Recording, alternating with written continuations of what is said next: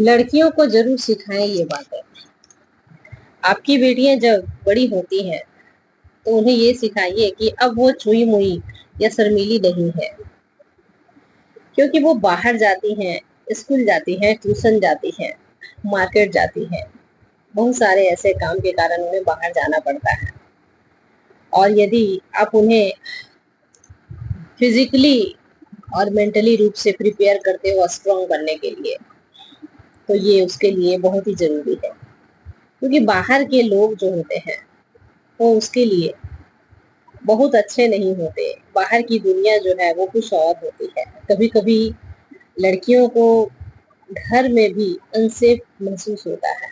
कुछ family members ऐसे मिल जाते हैं, खुदा ना खास्ता ऐसे फैमिली मेंबर्स किसी को मिले, लेकिन यदि मिल जाते हैं तो वो अनसेफ अपने आप को महसूस करती है। तो बेटियों को बिना शर्म के, बिना झिझक के ये जरूर बताएं कि वे अब उन्हें फिजिकली और मेंटली रूप से उन्हें स्ट्रांग बनना है।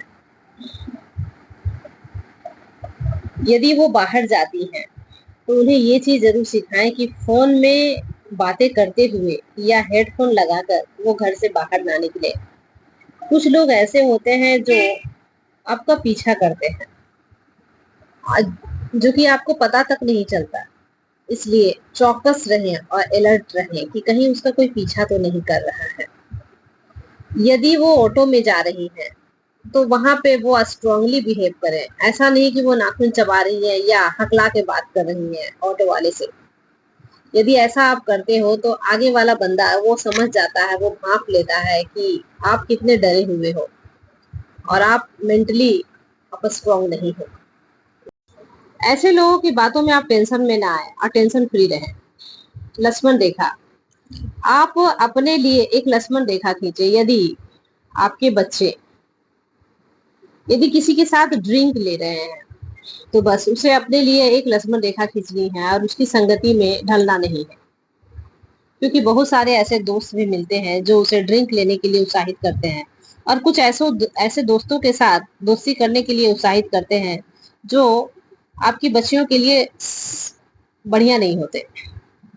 लेकिन फिर भी बच्चियां उन दोस्तों के साथ दोस्ती करती हैं और उसके चक्कर में फंस जाती हैं। इसलिए ऐसे लोगों से दोस्ती करने के लिए उन्हें ना कहें और एक लक्ष्मण रेखा बना के रखने के लिए कहें कि वो अपने लिए एक लक्ष्मण रेखा खींचे, ताकि ऐसे लोगों से आप वो दूर रहे। बुरी संगति, यदि बुरी संगति जो होती है वो बहुत सारे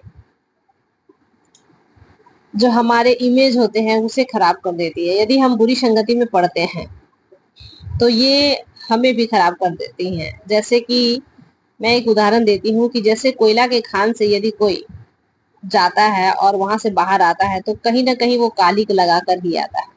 लेकिन वहीं यदि वो परफ्यूम की दुकान पे जाता है तो उसका शरीर जो है वो परफ्यूम की तरह महकने लगता है।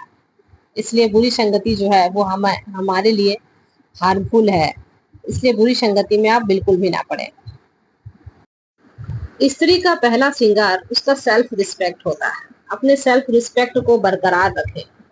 यदि कोई आपके सेल्फ रिस्पेक्ट को हार्म पहुंचाता है तो उसे बिल्कुल इग्नोर करें, क्योंकि अपना सेल्फ रिस्पेक्ट, अपनी इमेज बनाने के लिए लोगों को बहुत मेहनत लगती है। और यदि कोई बंदा आकर आपके इमेज को खराब करने की कोशिश करता है तो उसकी बातों पर आप ध्यान ना दें। यदि ऐसे लोग आपकी लाइफ में हैं तो ना ही उसकी बातों पर आप ध्यान दें और ना ही उसकी बातों को। और आज के बच्चे आज की टेक्नोलॉजी का पूरा फायदा उठाएं। यदि वो कहीं जा रही हैं और उसे ऐसा महसूस हो रहा है कि वो मुसीबत में है तो कुछ ऐसे अपने रिलेटिव या अपने माता पिता का फोन नंबर ले या कुछ ऐसे एप्स हैं जिसे वो डाउनलोड कर ले, जिसे पता चले कि वो कहाँ है और फिर वो यदि मुसीबत में होगी, ताकि लोग उसके सामने उसके पास जाकर उसकी हेल्प कर सकेंगे। तो इन सारी बातें जो है वो अपनी बेटियों को सिखाना बहुत ही जरूरी है, खासकर आज की लाइफ में।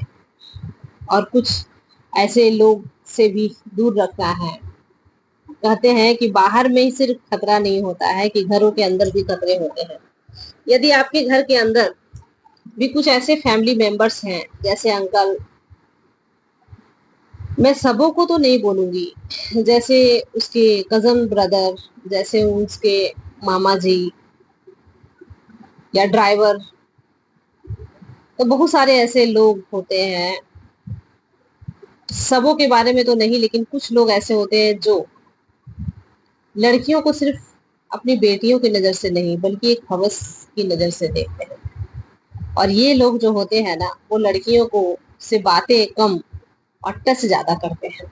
यदि ऐसे व्यक्ति आपकी बच्चियों के संपर्क में आते हैं तो उसे अवगत कराएं कि ये सारी चीजें जो है वो गलत हैं, और उसे मना करना सिखाएं और अपने आप से शेयर करना सिखाएं, ताकि वो ये सब बातें जो है वो अपने पेरेंट्स से शेयर करें, ताकि पेरेंट्स उनकी बातों पर विश्वास करें और एक स्ट्रॉन्ग कदम उठाए।